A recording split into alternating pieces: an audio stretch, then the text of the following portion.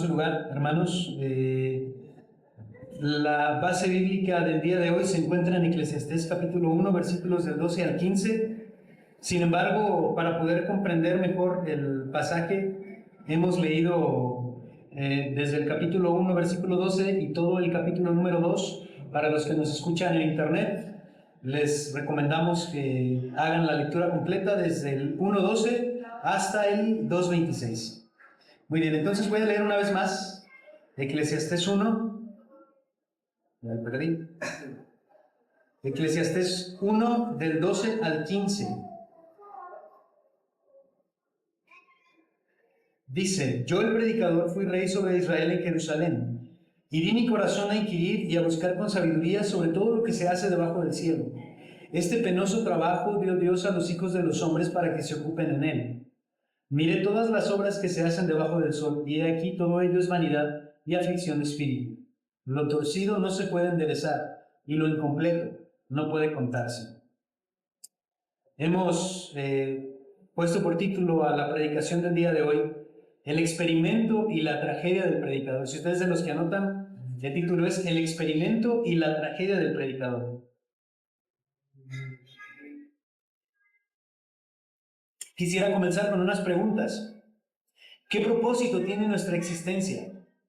¿Para qué estamos en este mundo? ¿Cuál es el sentido de la vida?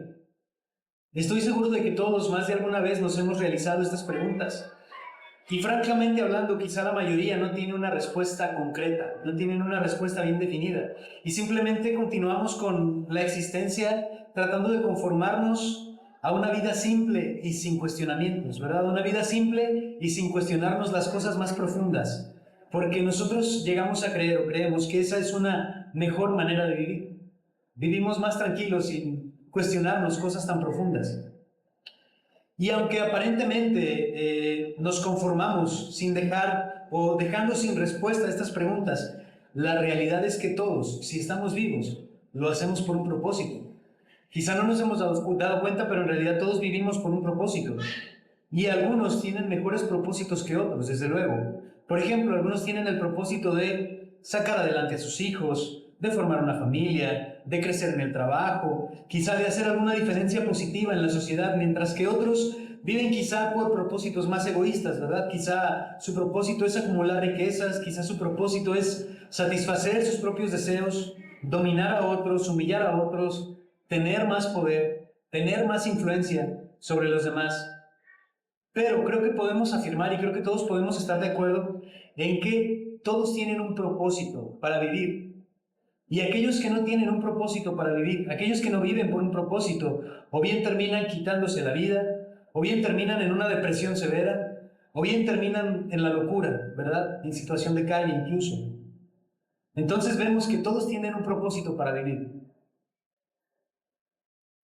Si nos relacionamos con otros, si nosotros nos levantamos todos los días, si vamos a trabajar, si vamos a estudiar, si venimos aquí los domingos, en general, si vivimos esta vida es porque tenemos un propósito, porque tenemos una razón para hacerlo, ¿cierto? Esto podría llevarnos a hacernos un par de preguntas más, ¿sí? Partiendo desde el punto de que todos tenemos un propósito por el cual vivimos. ¿Qué pasa cuando nosotros cumplimos ese propósito en nuestra vida? Ese propósito por el que nosotros vivimos, ¿qué pasa cuando lo cumplimos? ¿Qué pasa cuando se termina ese propósito? ¿Qué pasa cuando logro mis metas? ¿Qué pasa cuando cumplo mis objetivos? ¿Eso me va a traer paz? ¿Me va a traer felicidad? ¿Me va a traer plenitud? ¿Voy a sentirme satisfecho? Y una vez que hemos cumplido nuestras metas, ¿qué sigue después? Son preguntas profundas. Y esta es la clase de preguntas que se planteó el predicador, o Salomón, a lo largo de su vida. Y déjenme decirles que las respuestas que encontró no son muy alentadoras, no son muy positivas.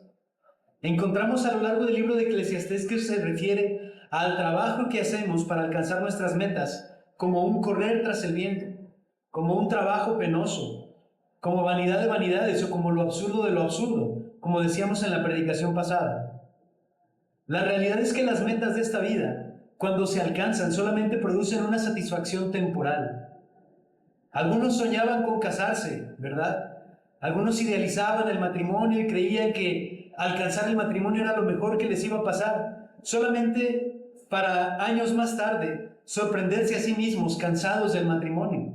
Su sueño era casarse, pasan 5, 10, 15 años y se sorprenden a sí mismos cansados por haber obtenido aquello que ellos deseaban, ¿sí? Siempre me ha parecido muy curioso que algunas de las personas más exitosas que conocemos, las que han logrado sus metas en la vida, parecen ser las más infelices, parecen ser las que más se quejan. ¿Sí se han fijado en eso? Aquellas personas que han alcanzado lo que nosotros anhelamos, parece que son las que más se quejan, parece que son las más infelices, las más enojonas, ¿sí? Las más desdichadas. Hemos escuchado historias de personas que hicieron esfuerzos enormes durante toda su vida por tener un buen trabajo, por sacar adelante a sus hijos. Y cuando sus hijos se van y el trabajo se acaba, se deprimen. Y no mucho tiempo después de haber alcanzado aquello que desearon, ellos, como no tienen otro propósito por el cual vivir, ellos llegan a fallecer. Ya no tienen propósito en esta vida y tiempo después mueren. Entonces, ¿qué pasa cuando cumplimos nuestro propósito? Parece que no hay mucho más allá. Parece que no vamos a alcanzar verdadera felicidad por nosotros alcanzar nuestras propias metas, porque la felicidad no está allí. Algunos de ustedes saben que a mí me apasiona la música. Y en una ocasión un amigo y yo platicábamos de un artista famoso, de un músico famoso que se suicidó. Y yo le dije, eso es lo que pasa cuando lo tienes todo y te das cuenta que ni siquiera eso es suficiente. Yo intenté encaminar eso hacia predicar el evangelio, pero mi amigo tristemente se fue por otro lado, ¿sí? Sin embargo, qué triste que hay personas que han alcanzado el éxito que muchos anhelan, solamente para darse cuenta que ahí no está la felicidad, solamente para darse cuenta que ahí no está el propósito de su existencia. Y algunas personas, algunos famosos, algunos exitosos, han llegado a suicidarse por la gran decepción que les provoca haberse esforzado tanto por llegar a alcanzar sus sueños y no encontrar satisfacción en su alma. Estas preguntas y la realidad del vacío y el sinsentido de la vida atormentaban a Salomón, tanto que hizo todo lo que estaba a su alcance para tratar de dar una respuesta satisfactoria, una respuesta que le diera paz, que le diera felicidad, que le diera plenitud, que le hiciera sentir tranquilo, que le hiciera sentir paz en su alma. Y Salomón, en su afán por encontrar las respuestas a estas preguntas, hizo algo bien interesante. Él hizo un experimento, ¿sí? Él hizo un experimento con su propia vida, en donde él mismo fue el objeto de estudio, él mismo fue el conejillo de Indias, y un experimento en el que él se embarcó en la búsqueda de la felicidad y el propósito verdadero, el propósito trascendente de la vida, o como los que hemos estado en las clases de ética, encontrar el bien sumo, ¿verdad? El sumum bonum, si no me equivoco. Un experimento que él hizo con su propia vida y un experimento que duró toda su vida, ¿sí? No fue un experimento que se hizo en un laboratorio, en situaciones controladas, ¿verdad? Y un experimento que duró unas fracciones de segundo, sino fue un experimento que duró toda su vida. Y ¿saben qué? Para hacer este experimento no había nadie más apto, no había nadie más capacitado para llevar tal empresa que Salomón. Probablemente en toda la historia no ha habido un hombre más apto para hacer un experimento de este tipo como lo fue Salomón. ¿Por qué? Porque Salomón cumplía con ciertos requisitos específicos que probablemente nadie en la historia ha cumplido además de él. Primero, Salomón contaba con recursos y riquezas sin límite. Las riquezas de Salomón eran tan grandes que prácticamente no tenía límites para adquirir o para llevar a cabo cualquier cosa que él deseara, ¿sí? Digamos que el tema de los recursos no era un problema para él. Cualquier cosa que él pensara, cualquier cosa que a él se le ocurriera, bueno, él tenía los recursos para llevarlo a cabo.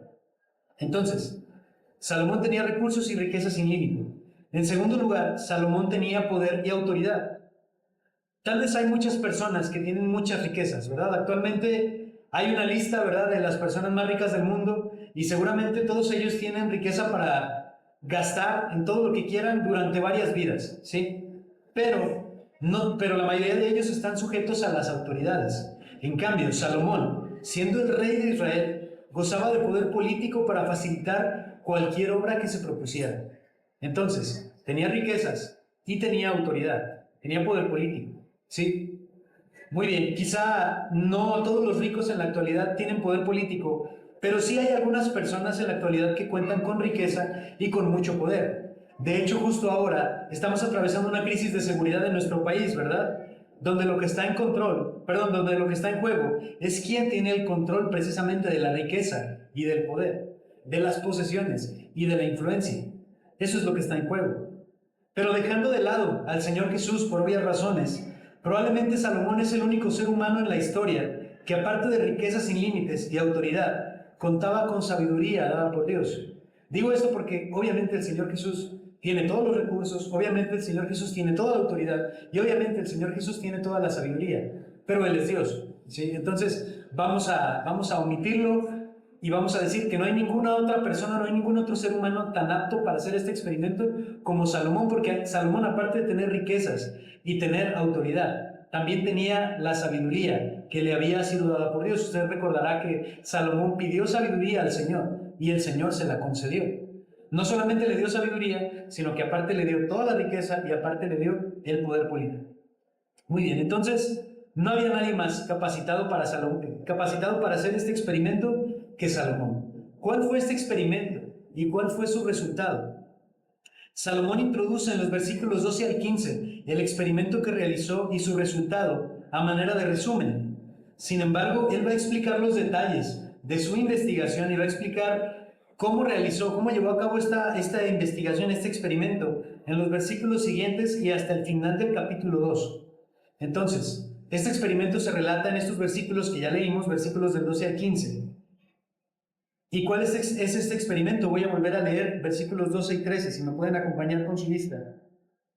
Yo, el predicador, fui rey sobre Israel en Jerusalén y di mi corazón a inquirir y a buscar con sabiduría sobre todo lo que se hace debajo del cielo.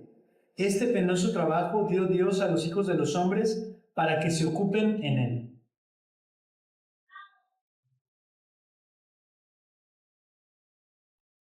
Vemos que dice el pasaje de la Escritura que Salomón se dedicó a inquirir y a buscar con sabiduría. Entonces, hermanos, aquí no estamos hablando de una mera reflexión que se llevó a cabo en un sillón, ¿verdad? O en una habitación privada. No, nos habla de que Salomón hizo una búsqueda intensa que no se limitó a la reflexión o a la filosofía, sino que pasó a la experimentación.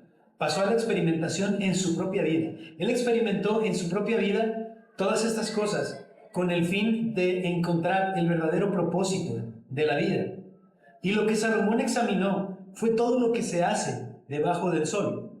Ustedes recordarán, en la predicación anterior hablábamos de que cuando el libro de Eclesiastés dice lo que se hace debajo del sol, hace referencia a lo terrenal, las cosas terrenales que las personas hacen. Entonces podemos decir que Salomón consideró en su estudio todo aquello a lo que las personas dedican sus vidas, aquello en lo que las personas buscan satisfacción, aquello en lo que las personas buscan un propósito, buscan cumplir sus metas, aquello por lo cual las personas viven.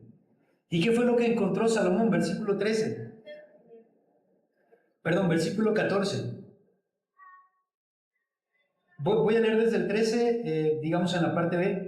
Este penoso trabajo dio Dios a los hijos de los hombres para que se ocupen en él. Miré todas las obras que se hacen debajo del sol, y he aquí todo ello es vanidad y aflicción de espíritu. Lo torcido no se puede enderezar, y lo incompleto no puede contarse. Se refiere a las obras que las personas hacen para encontrar satisfacción, a todo lo que se hace debajo del sol como un trabajo penoso. Si se fijan, todo aquello que hacemos, todo aquello a lo cual nosotros invertimos nuestras vidas, dice Salomón, todo eso es un trabajo penoso que Dios le dio a los hombres. Es vanidad de vanidades y aflicción de espíritu. Vemos que es un panorama bastante desalentador, ¿verdad? Como que todo lo que hacemos, todo lo que se hace debajo del sol es vanidad y aflicción de espíritu. Las personas van tras propósitos y van tras metas que, una vez que se cumplan, dejarán un vacío, y la satisfacción que pueden dar siempre es perecedera. Siempre que nosotros alcanzamos nuestras metas, sí, tal vez nos producen una satisfacción, pero esa satisfacción solo dura un tiempo. Esa satisfacción es pasajera. Y va a llegar el tiempo en que esa satisfacción ya no nos va a causar, más bien eso que alcanzamos ya no nos va a producir ningún placer, ninguna satisfacción. Entonces Salomón ve todas estas cosas y ve que ninguna de las cosas, ninguna de las obras que se hacen debajo del sol producen verdadera satisfacción, una satisfacción prevaleciente. También vio Salomón que hay grandes males en este mundo y que nada puede hacerse para remediarlos de forma definitiva. Dice, lo torcido no se puede enderezar y lo incompleto no puede contarse. Hay cosas, hermanos, que están torcidas en este mundo y que lo han estado desde el principio de la humanidad y no se pueden enderezar. Probablemente nosotros vamos a abandonar este mundo y eso va a seguir torcido. Las cosas van a seguir igual. Y hay muchas obras que, aunque sean buenas, están incompletas.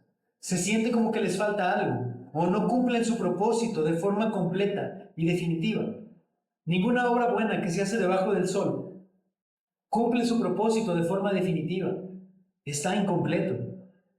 Existen problemas sociales, hermanos, que nunca se van a solucionar. Los hubo en el pasado, los hay actualmente y en el futuro los seguirá viendo. Y esto es así por dos razones. Primero, porque el ser humano es un ser caído, es un ser que se ha alejado de Dios, ¿verdad? Es un ser pecador por naturaleza, que busca sus propios intereses, que no se preocupa por los demás. Y segundo, porque así lo ha permitido la providencia de Dios. No nos olvidemos que la situación del mundo no se ha escapado de las manos de Dios. Dios sigue estando en control de todas las cosas. Y Dios ha permitido que las cosas sean así para manifestar su propia justicia. En conclusión, hay problemas que nunca van a solucionarse, como dijo el predicador, lo torcido no se puede enderezar y lo incompleto no puede contarse, porque así Dios lo ha determinado. Y nosotros tenemos que entender que los problemas de esta sociedad, los problemas sociales, los problemas del mundo, siempre los vamos a tener. El mismo Señor Jesús dijo en una ocasión, a los pobres los van a tener siempre. Sí, lo dijo en otro contexto, pero qué interesante que Él dijo que siempre va a haber pobreza, que siempre va a haber gente pobre, a la cual nosotros tengamos que ayudar. Ahora, ¿cómo es que Salomón llega a estas conclusiones tan tristes, tan deprimentes? ¿Sí? ¿Cómo que nada tiene sentido? ¿Cómo que no puedo encontrar verdadera satisfacción en ninguna de las cosas de este mundo? Bueno, él aplicó su experimentación en tres campos diferentes, obteniendo resultados de cada uno de ellos. ¿Y cuáles fueron estos tres campos, hermanos? El primero, la cantidad de sabiduría, o podemos decir que él buscó el significado de la vida en la sabiduría y en la insensatez. Él también buscó el propósito de la vida en el trabajo y las posesiones, y también buscó significado para la vida en los placeres terrenales. Él aplicó su propia vida a estas cosas en un afán por buscar el sentido de la vida. ¿Y qué fue lo que encontró? Muy bien, primero vamos a hablar acerca de la sabiduría y de la insensatez, y esto lo podemos encontrar en Eclesiastés capítulo 1, versículos 16 al 18.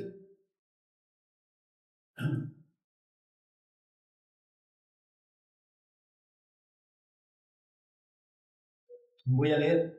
Dice, hablé yo en mi corazón diciendo, he aquí yo me he engrandecido y he crecido en sabiduría sobre todos los que fueron antes de mí en Jerusalén, y mi corazón ha percibido mucha sabiduría y ciencia. Y dediqué mi corazón a conocer la sabiduría y también a entender las locuras y los desvaríos. Conocí que aun esto era aflicción de espíritu, porque en la mucha sabiduría hay mucha molestia y quien añade ciencia, añade dolor. Lo primero en lo que Salomón trató de encontrar sentido y propósito fue en la sabiduría y en la ciencia. Y aquí quiero aclarar, hermanos, que no estamos hablando de la sabiduría dada por Dios, porque la sabiduría dada por Dios, ustedes pueden leerlo en el libro de Proverbios, que el principio de la sabiduría es el temor de Jehová. La sabiduría que es dada por Dios nos lleva a la conclusión de que necesitamos un Salvador, nos lleva a la conclusión de que el verdadero propósito de la vida es servir a Dios. Pero no estamos hablando aquí de esa sabiduría, más bien nos referimos a la sabiduría humana y terrenal, es decir, al mero conocimiento, al mero entendimiento de las cosas, a comprender cómo funciona esta vida, a comprender cómo funciona el mundo, a la filosofía humana, si usted lo quiere ver de esa manera. En los libros de Reyes y de Crónicas se nos habla de la capacidad superior que Salomón tenía, por ejemplo, para actuar como juez. También nos habla de que él tenía una capacidad superior para la ciencia, ¿verdad? Estos libros nos hablan de que Salomón hizo avances científicos en herbología, por ejemplo. Entonces vemos que Salomón llegó a alcanzar una gran sabiduría y un gran conocimiento. Y Salomón creía que si aumentaba el conocimiento, Quizás allí encontraría el verdadero propósito de la vida. Pero en cambio, ¿qué fue lo que él encontró? Eclesiastés capítulo 1, versículo 18 nos dice que Salomón encontró que cuando hay más conocimiento, también hay más dolor. Cuando uno incrementa la sabiduría, se incrementa el dolor. Y aquí quiero comentar algo que a lo mejor la mayoría se va a sentir identificado, eso creo yo. Porque a veces extraño ser niño. Porque cuando yo era niño, pues no entendía muchas cosas, ¿sí? Y eso me permitía ser feliz más fácilmente. Ya de adulto descubrí que cuando no entendía nada, era más feliz, ¿sí? Pero ahora que soy adulto y entiendo más cosas, es difícil no considerar el rumbo que está tomando el país, por ejemplo. Es difícil no considerar la realidad de la inseguridad, de la pobreza, de la corrupción, de los privilegios y muchas otras cosas que están torcidas y que no se van a arreglar. Que vamos a dejar este mundo y vamos a seguir viendo que las mismas cosas de siempre están torcidas. Alguien dijo, entre más conozco, más consciente soy de lo que no conozco. O como dijo Sócrates, solo sé que no sé nada. No me gusta ponerme a mí mismo de ejemplo, pero como este es un mal ejemplo, creo que sí lo puedo decir. Hasta no hace mucho yo creía que tenía un conocimiento aceptable de Biblia y de teología. Me da risa ahora pensar en eso. Porque ahora que por circunstancias que Dios ordenó, estamos a cargo de la iglesia y he tenido la bendición de estudiar un poquito más de teología, me he dado cuenta de que la teología es un vasto mundo del que yo solamente había oído hablar, del que yo solamente conozco la superficie. Ahora que conozco más, me doy cuenta de lo poco que sé. Me doy cuenta de cuánto hay que no conozco. A veces siento que mi conocimiento es tan pobre, hermanos, que yo no debería estar aquí al frente. Sí, pero lo hacemos en obediencia a Dios. El incrementar el conocimiento, solo por incrementar el conocimiento, añade dolor y no logra nada en sí mismo. Salomón se dio cuenta que ahí no estaba el significado de la vida. Porque entre más conoce uno, más se añade dolor y más uno se da cuenta que hay un vasto mundo que no conocemos. Que si queremos alcanzar el conocimiento pleno, lo único que vamos a encontrar es aflicción de espíritu. Podemos, como decimos, bueno, ya no soy estudiante, pero como decíamos cuando estábamos en el tiempo de estudiantes, podemos quemarnos las pestañas todos los días de nuestra vida y vamos a conocer apenas una pequeña parte de lo que se puede conocer. Entonces, en definitiva, el propósito de la vida no está en el conocimiento. Salomón fue capaz de ver esto y entonces cambió su enfoque. Ahora, en lugar de procurar la sabiduría, consideró la locura, consideró la necedad, consideró el no saber nada, él consideró el quedarse sin darle respuesta a las preguntas, quedarse sin saber nada, como una alternativa para encontrar alivio a su alma. Pero ¿saben qué encontró, hermanos? El resultado fue el mismo. Ahí tampoco estaba el propósito de la vida, pues tratar de entender las locuras y los desvaríos también es aflicción de espíritu. Como lo dice el versículo 17, dediqué mi corazón a conocer la sabiduría, pero también a entender las locuras y los desvaríos. Conocí que aún esto era aflicción de espíritu. Tampoco ahí estaba la respuesta, hermanos. Salomón entendió que en la locura y en la necedad no hay un resultado mejor que con la sabiduría. De hecho, por el contrario, la necedad es un camino peor. La necedad es un camino peor que la sabiduría. Quiero leerles el capítulo 2, versículos 12 al 17. Después volví yo a mirar para ver la sabiduría y los desvaríos y la necedad, porque ¿qué podrá hacer el hombre que venga después del rey? Nada sino lo que ya ha sido hecho.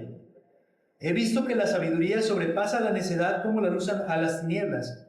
El sabio tiene sus ojos en su cabeza, mas el necio anda en tinieblas. Pero también entendí yo que un mismo suceso acontecerá al uno como al otro. Entonces dije yo en mi corazón, como sucederá al necio, me sucederá también a mí. ¿Para qué pues he trabajado hasta ahora por hacerme más sabio? Y dije en mi corazón que también esto era vanidad, porque ni del sabio ni del necio habrá memoria para siempre, pues en los días venideros ya todo será olvidado. También morirá el sabio como el necio. Y aborrecí por tanto la vida, porque la obra que se hace debajo del sol me era fastidiosa, por cuanto todo es vanidad y aflicción de espíritu. Salomón entonces considera los resultados al buscar la sabiduría y al considerar la locura y la necedad, y descubre que, en efecto, la sabiduría es mejor que la necedad. Alguien dijo que es mucho mejor la perplejidad informada que la ignorancia confusa. Es decir, es mejor saber y al entender un poco más la vida quedarnos perplejos de lo profunda, de lo vasta, de lo inmensa que es, que simplemente quedarnos en la ignorancia y tener una ignorancia confusa, una ignorancia nebulosa, ¿verdad? ¿Y por qué es mejor? El que tiene sabiduría al menos anda en luz, al menos tiene ojos en su cabeza, como dice aquí el predicador. Mas el necio anda a ciegas y anda dependiendo siempre de la suerte o el azar. Así que, hermanos, es mejor entender al menos un poco que no entender nada. Sin embargo, aunque la sabiduría es una herramienta útil que facilita la vida, no podemos encontrar ahí el verdadero propósito, el verdadero sentido de la vida. Y esto es algo tan lamentable para Salomón, que se había esforzado tanto por acumular sabiduría, por entender la ciencia. Él se lamenta de todo lo que se tuvo que esforzar para alcanzar todo esto, y solamente para decepcionarse al final por los resultados. Y él dice, me esforcé tanto, me quemé tanto las pestañas, ¿verdad? Por entender la sabiduría, por entender la ciencia, solamente para encontrar que ahí hay solamente vanidad y aflicción de espíritu. Todo este conocimiento que acumulé, afligí mi alma, afligí mi espíritu, y para no encontrar allí el propósito de la vida. Por eso el título de esta predicación incluye la tragedia del predicador. ¿Qué tragedia dedicar tu vida en algo solamente para no alcanzarlo, solamente para no conseguirlo? Se lamenta al grado de aborrecer la vida. Dice ahí, aborrecí por tanto la vida. Esto fue algo tan penoso para él, darse cuenta que la vida no tiene propósito en el conocimiento y en todas las demás cosas, que él llega a aborrecer su propia vida. Entonces, Salomón llegó a la conclusión de que en la cantidad de conocimiento no se encuentra el verdadero propósito de la vida. Lo segundo que consideró Salomón fue el trabajo y las posesiones. Salomón también trató de encontrar sentido a la vida en la riqueza, en las posesiones y en el trabajo. Y voy a leer Eclesiastés capítulo 2, versículos del 4 al 9. Dice, engrandecí mis obras y edifiqué para mí casas, planté para mí viñas quiero que pongamos atención, quiero hacer un comentario antes de continuar. Quiero que prestemos atención a la cantidad de veces en que él habla en primera persona, en la que él dice, me edifiqué, me hice, o hice para mí, o construí para mí, ¿sí? Fíjense, voy a leerlo de nuevo. Engrandecí mis obras, edifiqué para mí casas, planté para mí viñas, me hice huertos y jardines y planté en ellos árboles de todo fruto, me hice estanques de aguas para regar de ellos el bosque de donde crecían los árboles, compré para mí siervos y siervas y tuve siervos nacidos en casa, también tuve posesión grande de vacas y de ovejas, más que todos los que fueron antes de mí en Jerusalén. Me amontoné también plata y oro y tesoros preciados de reyes y de provincias. Me hice de cantores y cantoras, de los deleites de los hijos de los hombres y de toda clase de instrumentos de música. Y fui engrandecido y aumentado más que todos los que fueron antes de mí en Jerusalén. A más de esto conservé conmigo mi sabiduría. Y es importante notar esto último que dice, porque él sigue hablando de que lo hizo con fines, digamos, científicos, ¿sí? Dice, hice todo esto, pero conservé mi sabiduría. Quiere decir, yo me proveí de todas estas cosas, pero lo hice conservando mi sabiduría para poder contemplar o para poder entender si en esas cosas estaba el propósito de la vida. Pero yo quería llamar su atención a las veces que él usa estas frases, para mí o me hice, porque no estamos hablando aquí de obras públicas o de obras que él hizo para compartir con otros. Estamos hablando de un esfuerzo consciente y constante que hizo Salomón por incrementar su propia riqueza, por incrementar sus propiedades para su propio deleite, por el mero hecho de tener más. Incluso menciona la frase, amontoné plata y oro y tesoros. Él hizo de las posesiones la razón de su existencia y él se esforzó por incrementar sus riquezas, por incrementar sus posesiones, por tener muchas casas, por tener mansiones, por tener palacios. Y no quiero justificar a Salomón, hermanos, pero debemos recordar que él estaba tratando de encontrar el propósito de la vida en estas cosas. Él estaba tratando de descubrir si en el hecho de tener muchas cosas, de amontonar muchas riquezas, ahí estaba el verdadero propósito del ser humano. Y quiero leer el versículo 11. Miré yo luego todas las obras que habían hecho mis manos y el trabajo que tomé para hacerlas, y he aquí todo era vanidad y aflicción de espíritu, y sin provecho, debajo del sol. Salomón finalmente descubrió que aquellas obras, aquellas riquezas, solo eran cosas, solo eran materiales, y no podían darle sentido alguno a la vida. Sin embargo, para alcanzar todas aquellas cosas, sí tuvo que afligirse, trabajando. Y aquí yo quiero hacer un llamado a la reflexión. ¿Cuántas veces hemos deseado una mejor casa, un mejor coche, una mejor escuela, mejor ropa, hacer muchos viajes y muchas otras cosas que el dinero puede comprar? A veces caemos en la tentación, hermanos, de desvivirnos en el trabajo para poder tener más dinero y comprar todas estas cosas. Y ojo, no estoy diciendo que esté mal anhelar, progresar, sí. Más bien me refiero a la esperanza que nosotros ponemos en esas cosas, al grado de desvivirnos por alcanzar aquellas cosas, al grado de hacer de aquellas cosas el propósito por el cual vivimos. Déjenme decirles algo. Si nosotros nos esforzamos lo suficiente, puede que consigamos aquello que deseamos, pero eso nunca va a traer verdadera satisfacción a nuestra alma. Solamente va a traer un alivio pasajero y un placer efímero, pero en cambio, mientras alcanzamos aquello que deseamos, sí vamos a tener mucha dificultad, sí vamos a tener mucha aflicción en el alma por la cantidad de trabajo. Es increíble, hermanos, que uno de los problemas sociales que enfrentamos actualmente sea el burnout. ¿Has escuchado hablar de esa palabra, del burnout? Cuando una persona trabaja y trabaja y trabaja y se desgasta hasta que su mente se quebra, ¿sí? Y terminan las personas en cama o terminan abandonando todo porque ya no pueden con la carga laboral o con la presión, con el estrés de tanto trabajo. Y eso es porque hacemos del trabajo el propósito de nuestra vida, porque ponemos nuestra esperanza en el trabajo. Permítame leer ahora los versículos del 18 al 23 del capítulo 2. Asimismo, aborrecí todo mi trabajo que había hecho debajo del sol, el cual tendré que dejar a otro que vendrá después de mí. ¡Qué terrible! Dedicar tu vida a trabajar solamente para dejarle todo tu trabajo a otra persona. Y quién sabe si será sabio o necio el que se enseñoreará de todo mi trabajo en que yo me afané y en que yo me ocupé debajo del sol mi sabiduría. Esto también es vanidad. Volvió por tanto a desesperanzarse mi corazón acerca de todo el trabajo en que me afané y en que había ocupado debajo del sol mi sabiduría.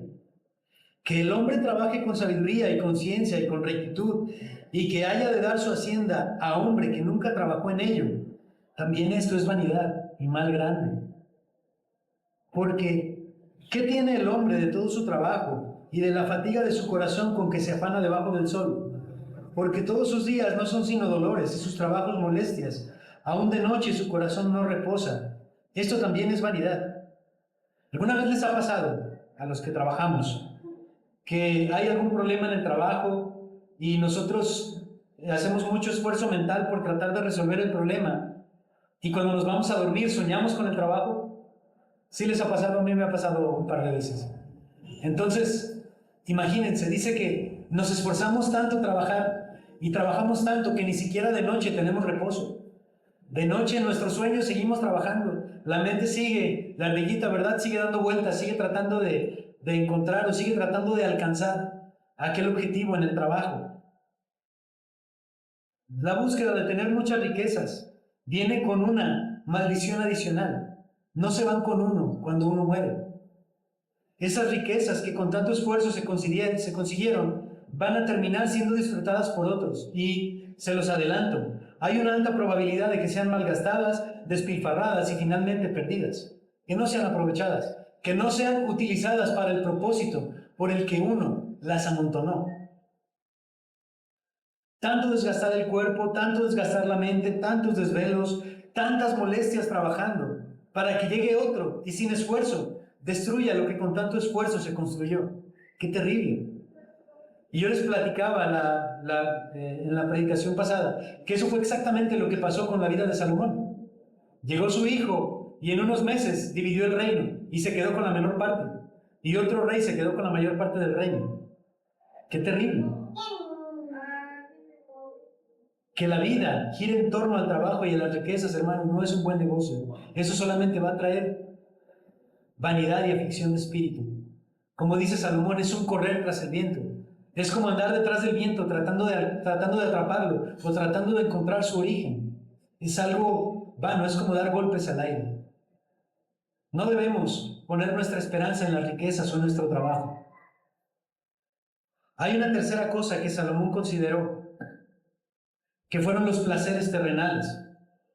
Y esto es probablemente lo más escandaloso del experimento que llevó a cabo Salomón en su propia vida.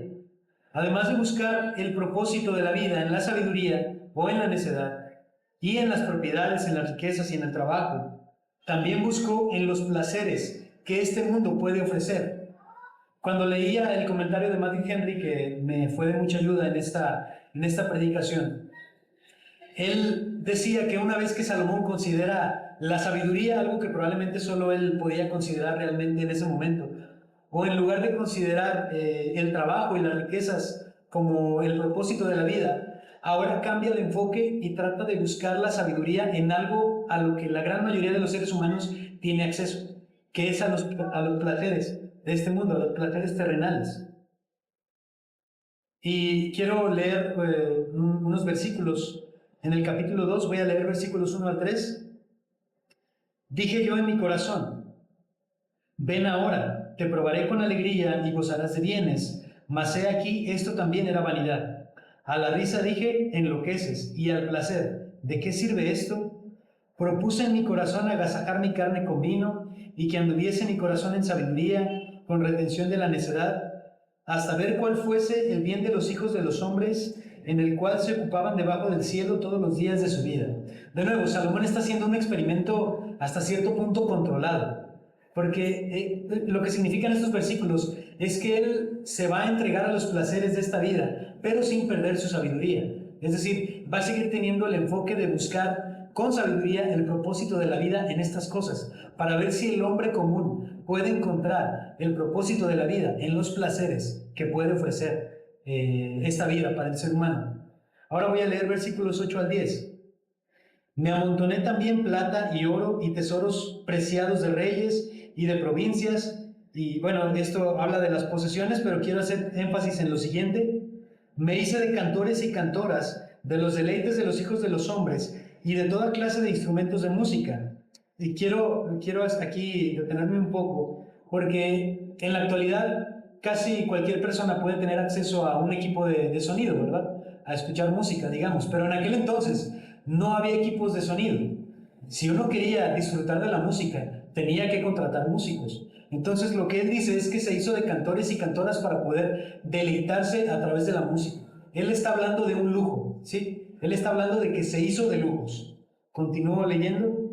Y fui engrandecido y aumentado más que todos los que fueron antes de mí en Jerusalén. A más de esto conservé conmigo mi sabiduría. Y atención a lo siguiente: no negué a mis ojos ninguna cosa que desearan, ni aparté mi corazón de placer alguno, porque mi corazón gozó de todo mi trabajo, y esta fue mi parte de toda mi faena. Algunos placeres de los que disfrutó Salomón fueron genuinos, hermanos, pero otros fueron más bien pecaminosos. Por ejemplo, una cosa es beber una copa de vino, y otra cosa bien diferente es agasajar la carne con vino, hacer del vino un medio para obtener placer, ¿sí? Perderse en el alcohol. Y en la Nueva Biblia de las Américas, el versículo número 8 dice un poquito diferente, porque dice que se hizo de muchas concubinas. Cuando habla de los placeres que esta vida puede dar al hombre, dice que se hizo de muchas concubinas. ¿Qué significa esto? Y por eso les digo que es un poquito escandaloso. Tener concubinas, hermanos, en aquel entonces era una forma legal, digamos, de tener amantes, de ser un mujeriego. Cuando Salomón dice que buscó en los placeres, lo dice en serio se metió en los placeres, ¿sí? Y hermanos, Dios nos creó con la capacidad de sentir placer. Dios nos creó con la capacidad de deleitarnos y hay formas genuinas de disfrutar los placeres. El hermano Sugel Michelin, predicando de este pasaje, menciona que fue el Señor el que nos dio papilas gustativas, a diferencia de la mayoría de los animales. Dios puso en nosotros terminales nerviosas en nuestra lengua para que pudiéramos deleitarnos de cosas como el vino o de los manjares, ¿sí? De las cosas exquisitas, para que nosotros podamos deleitarnos. Hermanos, Dios creó el placer, aunque eso suene escandaloso, aunque eso suene quizás hasta aberrante para algunos, pero fue Dios el que creó el placer y fue Dios el que nos dio a nosotros la capacidad para disfrutar del placer. El problema no es el placer en sí mismo, hermanos. El trabajo del enemigo no es llevarnos a disfrutar de algún placer prohibido, porque tal cosa no existe. No existen placeres prohibidos. El trabajo del enemigo es que nosotros disfrutemos de los placeres que Dios creó, pero de una manera prohibida. Los placeres disfrutados de una manera que Dios ha instituido, de hecho, pueden llevarnos a glorificar a Dios. Podemos glorificar a Dios a través de deleitarnos en su creación, a través de deleitarnos en su obra. Es curioso que uno de los pasajes de la Biblia dice que el vino se hizo para alegrar el corazón de los hombres. Qué curioso, ¿no? Y la mayoría tiene tabú con el vino, tiene tabú con el alcohol, pero la Biblia dice que el vino fue creado para alegrar el corazón de los hombres, ¿sí? Sin embargo, el problema no es el placer en sí mismo. El enemigo va a trabajar para que nosotros disfrutemos de los placeres, pero de una forma que Dios no ha autorizado, transgrediendo los límites que Dios le puso a los placeres. Y eso, hermanos, sí es pecaminoso. Que nosotros disfrutemos los placeres, transgrediendo o excediendo los límites que Dios puso para disfrutar esos placeres, eso sí es pecaminoso. Y eso fue exactamente lo que hizo Salomón. Se entregó a los placeres, tratando de encontrar allí una satisfacción o un propósito para la vida. La vida del cristiano, hermanos, no es una vida alejada de todo placer. Una de las filosofías más peligrosas y más anticristianas es el ascetismo. ¿Ha escuchado hablar del ascetismo? Lo hemos mencionado aquí en algunas ocasiones. El ascetismo consiste en apartarse de todo tipo de placer carnal a fin de alcanzar una mayor santidad. Y la idea intrínseca es que el cuerpo es malo y si nosotros le damos placer al cuerpo, entonces estamos pecando, y que el espíritu es intrínsecamente bueno. Y esa es una enseñanza antibíblica, ¿sí? La vida cristiana no es una vida ascética, no es una vida de monje, ¿sí? No es apartarnos de los placeres, no es apartarnos de la sociedad. Y hermanos, para sorpresa de nadie, Salomón tampoco encontró ahí el verdadero propósito de la vida, sino que encontró que aquello también es absurdo, aquello también es un correr tras el viento. Como dice en uno de los versículos, a la risa dije, enloqueces, ¿sí? Salomón de repente se encontró en medio de toda aquella faena, ¿no? Y dijo, ¿esto para qué sirve? Esto no sirve de nada. Tal vez fue el experimento al que más rápido llegó a la conclusión de que eso no sirve. Aquí estoy especulando, pero es como bastante evidente que allí no se encuentra el propósito de la vida. El placer que estos deleites proporcionan es efímero, y si se practican de forma incorrecta, son una ofensa contra Dios. Tampoco es un buen negocio vivir pensando que los placeres de la vida es lo que le da sentido a la vida. Alguien dijo, no recuerdo quién, pero dijo, comamos y bebamos porque mañana moriremos. Creo que era Demócrito, algo así. El caso es que esa filosofía sigue existiendo hasta ahora. Creemos que la vida finalmente se va a acabar. Entonces, ¿qué caso tiene sufrir? Mejor hay que deleitarnos. Y esa es su filosofía para poder realizar toda clase de desvaríos, involucrarse en todo tipo de fiestas descontroladas, ¿verdad? Viviendo para darle placer al cuerpo, porque finalmente esta vida se va a acabar, ¿sí?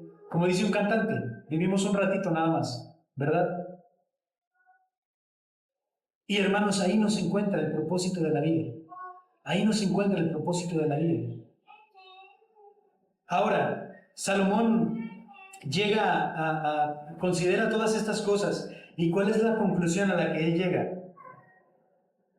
Bueno, cuando él concluye su fallida experimentación, porque su experimentación fue un fracaso, él no encontró el sentido de la vida en ninguna de todas las cosas que intentó, en ninguna de todas las cosas que probó, encontró el verdadero sentido de la vida. Llega entonces él a una conclusión. Llegó a una conclusión, ya nos la adelantó desde el principio del libro. Todo es vanidad y aflicción de espíritu. Si tú buscas el propósito de la vida en las cosas que este mundo puede ofrecer, solamente vas a encontrar vanidad, es decir, que es vacío, que es absurdo, y vas a encontrar aflicción de espíritu. Ninguna de esas cosas te puede dar verdadera satisfacción. Ninguna de esas cosas te puede dar verdadera felicidad. Nunca te vas a sentir pleno, nunca te vas a sentir completo si vas tras las cosas de este mundo. El verdadero sentido de la vida, el verdadero sentido de la existencia en este mundo, no se encuentra en este mundo. Ni la sabiduría, ni la necedad, ni el dinero, ni las posesiones, ni el trabajo, ni los placeres pueden darle sentido y propósito a la existencia. C.S. Lewis dijo una vez, voy a parafrasear, dice que el hecho de que ninguna de las cosas de este mundo pueda satisfacer nuestro corazón, quiere decir que nosotros seguramente no pertenecemos a este mundo y que solamente algo fuera de este mundo puede darle satisfacción a nuestra alma. ¿Y qué es eso que le da satisfacción al alma? Nuestro Dios, nuestro Creador. Tenemos un vacío en el corazón, infinito, que solamente puede ser llenado por alguien infinito, por Dios, que es infinito. ¿Cuál es la respuesta? ¿Cuál es la respuesta a la que nos lleva Salomón al final de su experimento? Capítulo 2, versículos 24 al 26. Voy a leer en la Nueva Vida de las Américas, me parece una traducción un poco más fácil de entender.